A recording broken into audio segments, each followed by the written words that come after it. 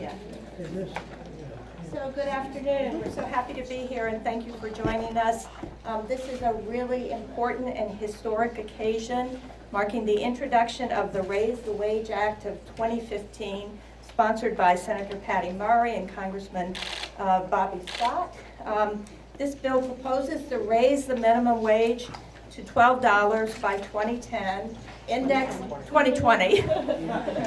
Thanks. Index it to rise with workers' wages and to end the special carve-out for employers of tipped workers that allow them to pay a completely unconscionable $2.13 an hour as a sub-minimum wage. Special treatment, which means that millions of working women spend their lifetimes working in poverty. On behalf of the National Employment Law Project and my colleagues from the Economic Policy Institute who are here today, we want to commend Senator Murray and Representative Scott for this important legislation, which in addition to these two sponsors has 32 co-sponsors in the Senate and 158 co-sponsors in the House. These are record-breaking numbers. And so it is now my distinct pleasure to introduce Senator Murray, who will talk about the bill. Well, good afternoon. Thank you, Chris, for the incredible job you do. I am very proud to be here today with my partner, Congressman Scott. I'm here. I want to thank our leader in the Senate, Harry Reid, as well as the leader of the House, Leader Pelosi, Secretary Tom Perez, and Steny Hoyer, and our many, many sponsors. But I especially want to thank Gina and Rupa, who will give you a personal perspective that's so important today. Today we are introducing our bill to raise the minimum wage to $12 an hour by 2020. This is a key piece of our work to grow the economy from the middle out, not from the top down. We are introducing this bill today because we believe hard work should pay off.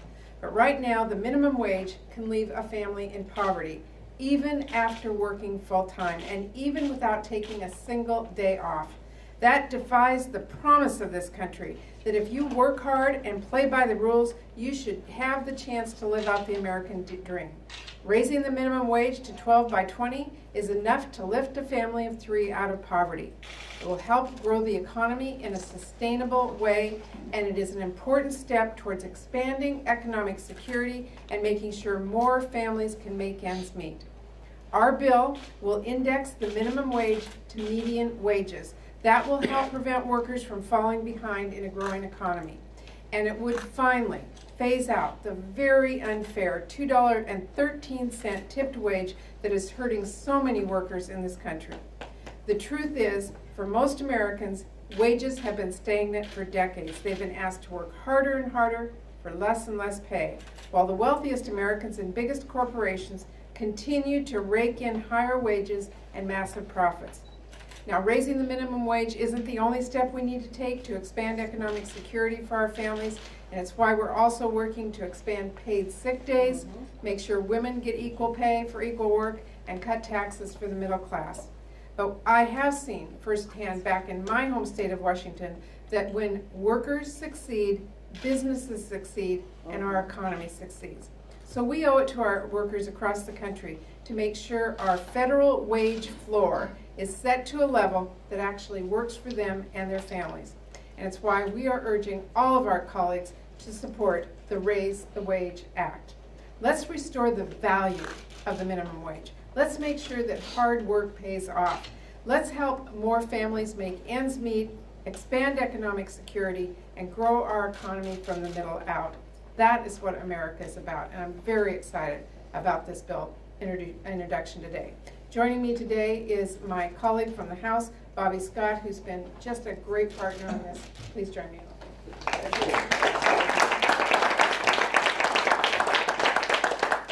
Thank you, Senator Murray, for your leadership on this important legislation. I'm proud to be here with the congressional leadership and other advocates and the opportunity to speak on the Raise the Wage Act. As outlined by Senator Murray, the bill is simple. It will raise the minimum wage in steps to $12 an hour by 2020. It will index the median wage to index the minimum wage to the median wage, so as the median wage goes up, the minimum wage will go up, and it will gradually eliminate the sub-minimum wage for tipped workers. Raising the minimum wage is about economic fairness for hardworking American families. The economy has come out of the Great Recession, and we've seen 61 consecutive months of private sector job growth, but the fruits are not flowing equally throughout the economy. In 1980, the top 1% captured just 8% of the market income, but now it's about 19%. Today, in the 1960s, the CEO took in about 20 times the pay of the average worker. Now it's not 20 times, it's almost 300 times what the average worker makes. And while those on the top have seen their wages go up, and CEO bonuses have been high, and corporate dividends have increased, hourly wages for middle wage workers has been stagnant, 6% increase over the last 35 years. But for the low wage workers, it's actually declined 5%. Declining value of the minimum wage has been a leading cause of that problem, and the inequality between low wage workers and middle wage and high income workers, and it's clear that low and middle wage workers are simply not reaping the benefits of our growing economy. We need to honor work. This means people who do work shouldn't have to live in poverty, and that's why we're introducing the legislation today. The Raise the Wage Act indexes the minimum wage to be half of the median wage to ensure that wage inequality does not continue to grow and that low wage workers can share in the gains made by the economy at large.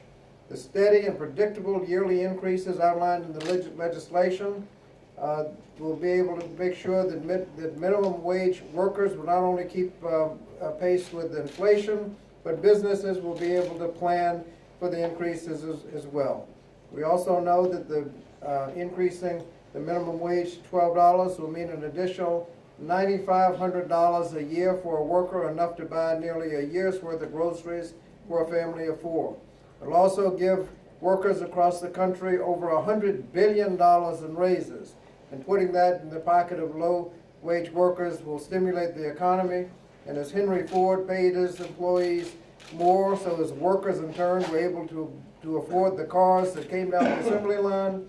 Likewise, this raise will increase the economic demand in a consumer-driven economy. So I call on the House to pass this important legislation and give 38 million low-wage workers in this country a much-needed raise.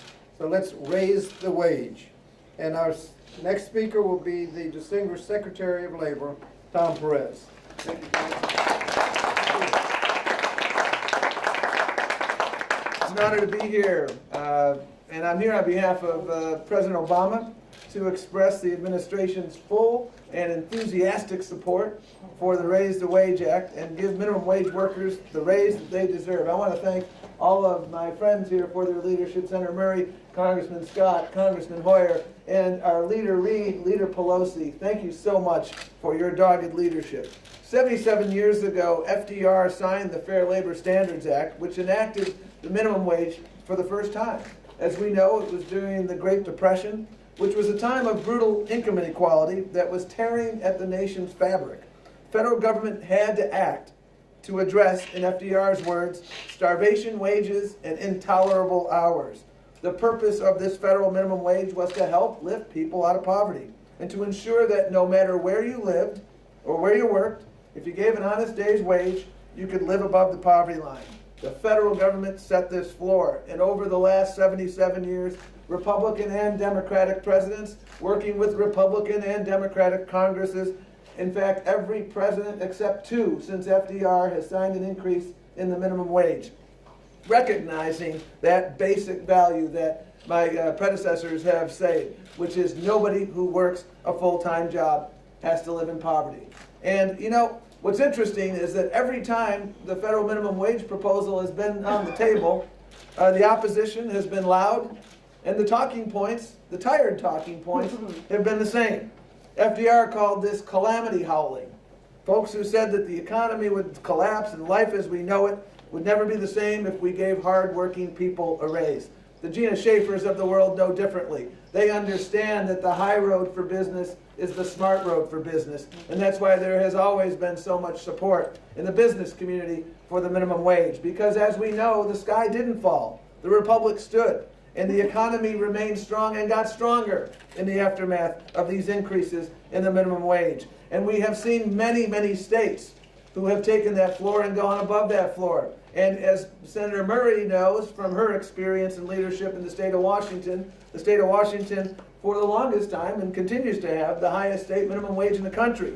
And there have been study after study showing that they have enjoyed remarkable job growth that's well above the national average. So we fast forward to today, and just as we saw in the FDR world of calamity howlers, we face a challenge in our economy where too few people have a lot and too many people have too little. Last year, for instance, the Wall Street bonus pool, this is the Wall Street bonus pool, totaled $28.5 billion, billion with a B, and that's just for bonuses, that's not salaries, which is roughly twice as much as the total earnings of the roughly 1 million federal full-time minimum wage workers. Twice as much. That is not who we are as a nation. That's not the best America we can be. It is inconsistent with the values of fair play and opportunity that we've always stood by. And we must make sure that as we have this wind at our back and we work for an economy that works for everybody, we need to make sure that everybody benefits and not simply a fortunate few. And that is why we must fortify this federal floor, and this president is unconditionally supportive of your efforts. And again, we thank you for your leadership. That's why the president has been supportive of state and local efforts to raise the minimum wage, because we know that those efforts are equally important. But we also recognize that you shouldn't have to win the boss lottery or the geographic lottery to be able to work a full-time job and not have to live in poverty.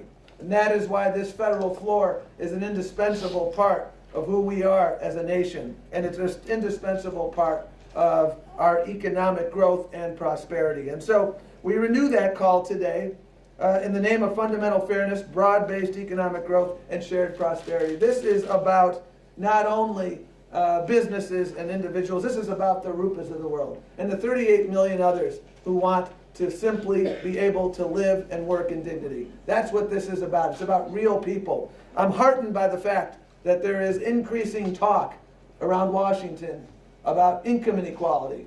However, the Rupas of the world don't want talk, they want action.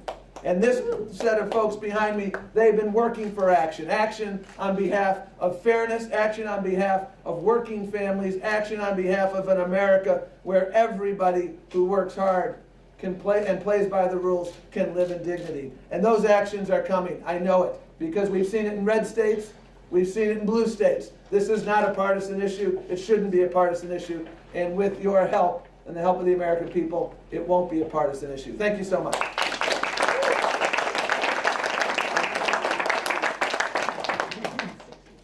Thank you, Mr. Secretary, for honoring us with your presence today and for taking that message across the country.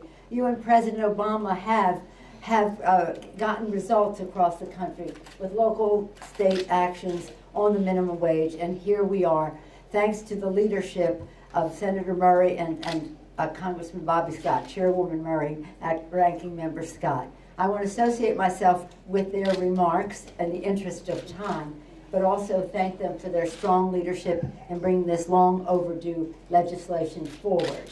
It is an honor to be here with them and with Senator Reid, whom I will introduce in a moment. But not before I say that our true VIPs today are Rupa and Gina Schaefer, and of course we thank Christina Owens. Thank you all for honoring us with your presence and your commitment to raising the minimum wage. This is about Americans aspiring to the middle class, helping them to get there. What is it, something like 38 million Americans will have a pay raise. That's a remarkable number of people, and it's good for them. And it's part of what the president is doing on the leave to leave, whether it's paid leave that Senator Murray mentioned, but also early childhood education. All of this to empower American families to reach, as the senator said, the American dream. But it's also important for the economy. Raising the minimum wage is a very important stimulus to the economy. Unless we have a strong and viable middle class, we cannot fully turn around the economy. We can have all kinds of indicators of the stock market and the this and the that are very good. But it's not going to hit home unless we stop the wage stagnation. And that's what this will do, stop that stagnation. So thank you, Senator, and thank you, Mr. Scott, for putting in the indexing to the median wage and also putting in, eliminating the difference between the tip wage and the other, an unconscionable, almost immoral difference in the system. So again, remember this, in a consumer economy, when the middle class succeeds, the economy succeeds. This lifting people into the middle class so that they have the confidence to consume, inject into the demand into the economy, create jobs, lifts everyone up. So this is a great thing for the American people. What is it? What do we call it? The Wage Act? Raise the Wage Act. Raise the wage. Bigger paychecks. Bigger paychecks. And a person has been a champion for that in his whole life in the Congress and in public service is the Democratic leader of the Senate. It is really an honor for us, with all that is on his plate, for him to make this a priority. But no surprise, because it's always been a priority for him, right, Steny? For our distinguished colleague in the Senate. He's a real champion. He's a hero. What more can I say than we couldn't be better served than by the leadership of Senator Harry Reid.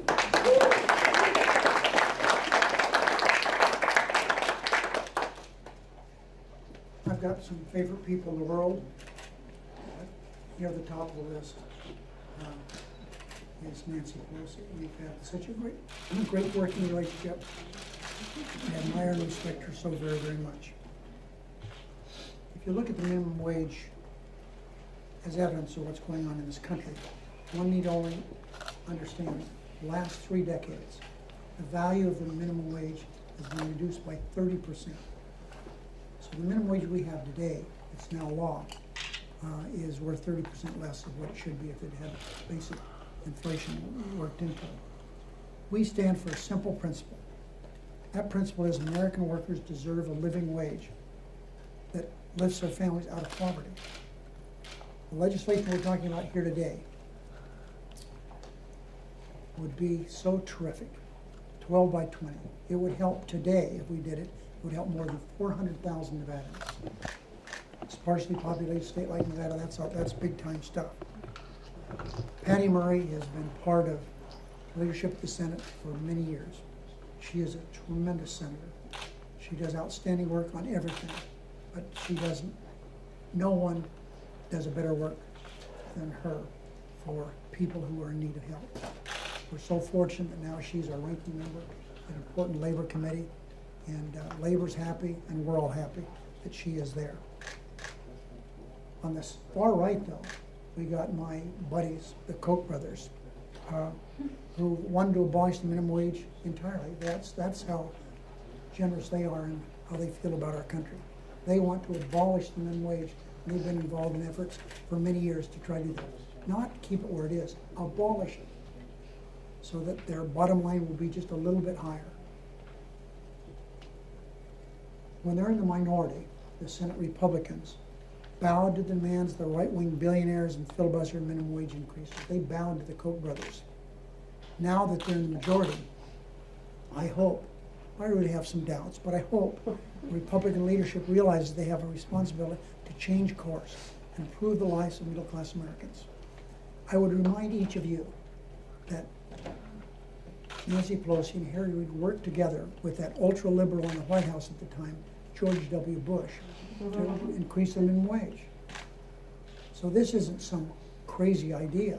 This is something that presidents in the past who have been Republicans have said is a good idea, and it is a good idea.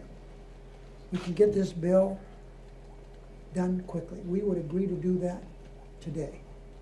But my Republican colleagues in the Senate, they're doing all this stuff. They've approved 2 judges so far in this Congress. they have not dealt with a single thing that has any bearing on the middle class. Nothing. Zero. Wouldn't it be great if they focused on minimum wage? Wouldn't it be nice if they took a look at the largest debt the American people have? That is the burden that people have with student loans, the young men and women and their parents. No, they're not doing that. The Pope came out for equal pay for men and women, but not Senate Republicans. So, he also came out for doing something about climate change. If he ran for office, he'd win about any place in the world. Thank you, Senator Reed. So as Leader Pelosi noted, 38 million workers would benefit from passing the Raise the Wage Act of 2015, as EPI has demonstrated. That means 1 in 4 workers, the majority of whom are low-wage working women. And I'm really honored to introduce one of those women today, Rupa, who is from Northern Virginia. She works a low-wage job. She works more than 40 hours a week, but she's thinking of taking on a second job just to support her family. And then following Rupa, another amazing woman, Gina Schaefer, who owns 10 Ace Hardware stores, including the one in Secretary Perez in my hometown of Tacoma Park, one of our favorite stores. And I want to read you something that Gina wrote last year, which says a lot about who she is and the kind of business person she is. She says, paying fair wages helped our business grow to 9 stores and nearly 200 employees, even as our country suffered a terrible economic downturn. Raising pay at the bottom is good for the bottom line. We need more progressive business people like Gina. So Rupa?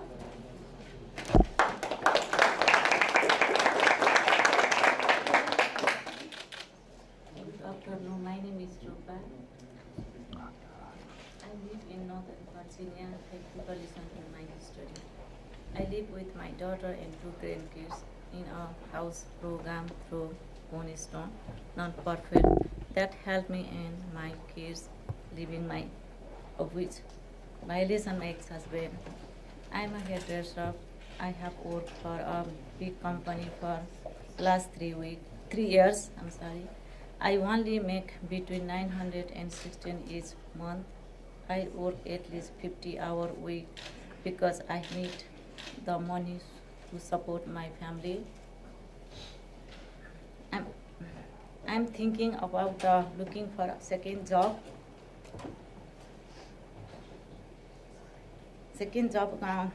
Job cleaning rooms in hotel.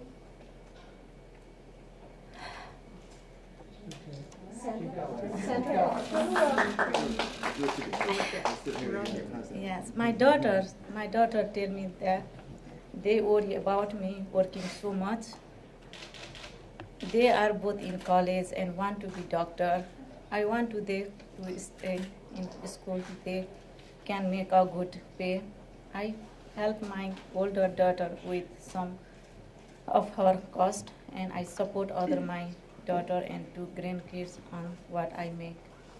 I live in housing support by Cornerstone. Without that, we could never find a home in this area, and my daughter could have to drop out of school. We sometimes do not have enough food. We make sure the kids eat first, but sometimes we can only eat for dinner rice.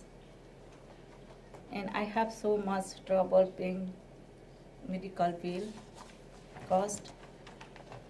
If I make more money, I could feed my family better. I could make sure my daughter finish school, and I could save money to go back to school myself so I can have better life. Thank you for introducing this bill today. I'm not alone in working so hard and making so little. I ask that Congress pass this bill right away. Thank you.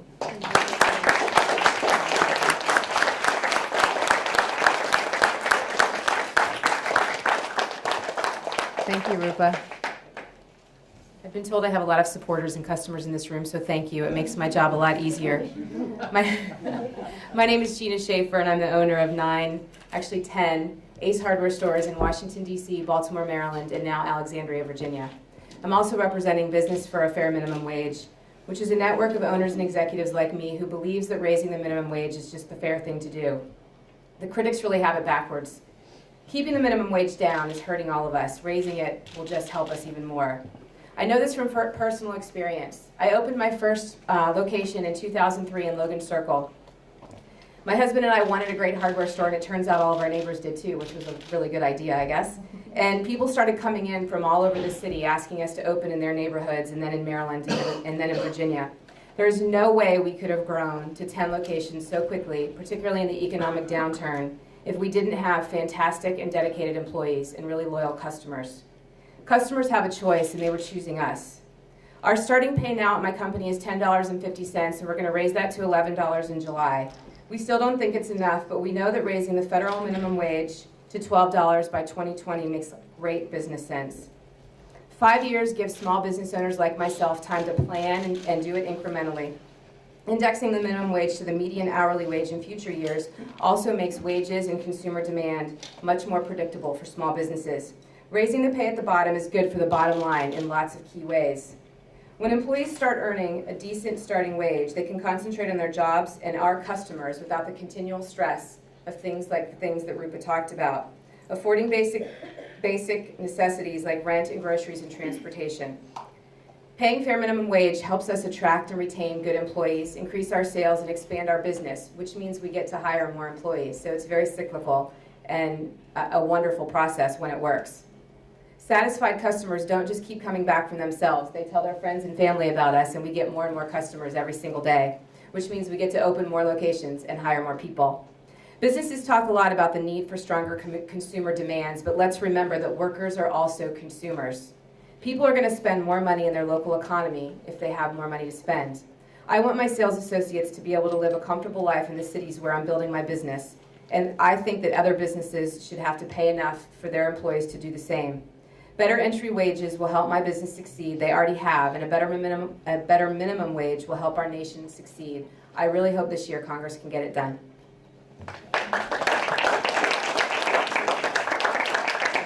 Our friends from the House had a vote, so they left, and but I just want to, on their behalf, say that we are delighted to have so many strong supporters in the House and in the Senate. Rupa, your story and your words mean something to each and every one of us who are going to continue to fight for this. Gina, I would love to come shop in your store anytime. Thank you. With that, we'll open it up for some questions. Yes. Hi. Senator Collins says that she'll offer a $9 minimum wage bill. Is that better than no increase? And would you vote for that if that was the only option on the board? We are pushing our bill forward because $12 is a floor that we believe that the federal government should enact, because it means that a family will not be living in poverty. Unfortunately, a minimum wage of $9, although you can say it's better than today, leaves families in poverty. I think we should strive much higher, and that's why we're pushing this bill. Yes. The question, when we talk about the economic implications of this bill, what will this bill do for health and the health of Americans? Well, I think that Rupa said it when she was talking about, because of the fact that she earns so little, she can't pay medical bills or put food on the table. When you can take care, I can tell you some mom, when you take care of your kids and they're healthy, then your whole family is better off. When you fear taking your child to the doctor because you don't have enough income, they are sick, and that impacts their learning, and it impacts their life stability. So having a wage that allows you to put food on the table and feed them healthy, and make sure that if they do need health care, that you can go to the doctor is extremely important. Yes? Republicans didn't give a vote to 10-10. Why do you think they might get on board with 12? Well, look, I think that what is most important is we put out what we believe is right, and we challenge Republicans to come to us. It's up to them now to say whether they believe that Americans should work 40 hours a week and live in poverty. And I invite them to support this bill, and I challenge them to support this bill. Senator, if I could just mention something else. We've talked about how this has been we've talked repeatedly about how the minimum wage has enjoyed bipartisan support. And in the 2014 election, we saw ample evidence of that. 4 state ballot initiatives on the minimum wage in states like Arkansas, South Dakota, Alaska, and Nebraska was the 4th. And by the way, they weren't close. I mean, the voters overwhelmingly spoke. And that's because there is an understanding that you create a virtuous cycle, as Gina Schaefer correctly pointed out. When you put money in people's pockets, they spend it, and then businesses have more customers and they hire more. And it's really the understanding that this is a matter of fundamental fairness is not simply an understanding in blue states, it's an understanding in red, white, and blue America. And that is why this president is going to keep fighting for it. And that's why the leadership of Senator Murray and Congressman Scott is so critically important. So I think I've been in elective politics, and one thing I learned is you ignore the will of your constituents at your peril. And hopefully they will listen to their constituents, because I think the American people have spoken exceedingly clearly about this issue.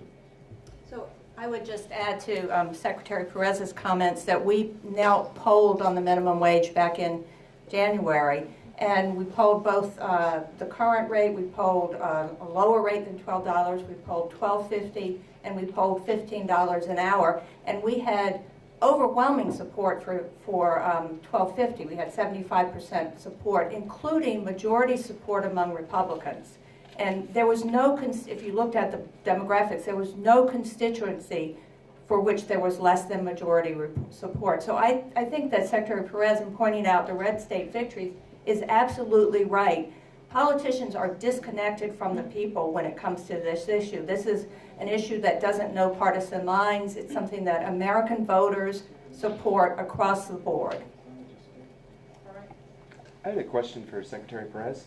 You just mentioned that this was a big campaign issue in 2014. I'm wondering, going forward, do you think that this will be a big campaign issue in 2016, and would it lend more credibility to raising the minimum wage if a lot of the politicians and presidential candidates were talking about it?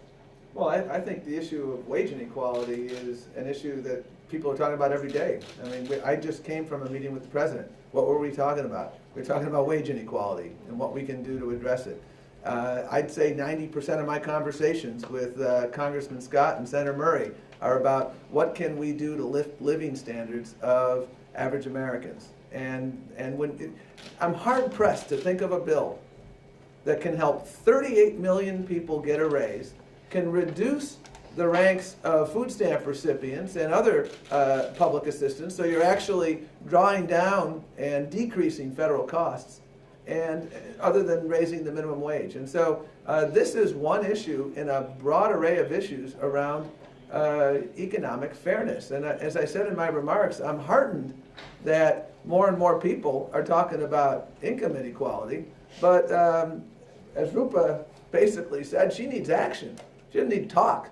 And that's why I applaud the efforts of Senator Murray and Congressman Scott. And that's why the president went all over the country fighting for state and local initiatives. That's why we did that. I was just in Seattle on April 1st when their new minimum wage law went into effect. And we applaud those efforts. But as I said before, you shouldn't have to win the boss lottery or the geographic lottery to have this basic fairness. And that's the problem in our current system. And that's why we're going to keep fighting with Senator Murray and Congressman Scott, and we're going to take it all over this country, because this is the right thing to do and it's the smart thing to do. Just to follow up, Mr. Secretary, would you expect and would you call on right now Democratic candidates running in 2016 to support 12 by 20? Is that your expectation? Do you call on them to do that? Well, Democratic candidates will do what they believe is best, and I think Democrats, when you look at the history on minimum wage, have been pretty darn consistent in supporting efforts. I don't think the problem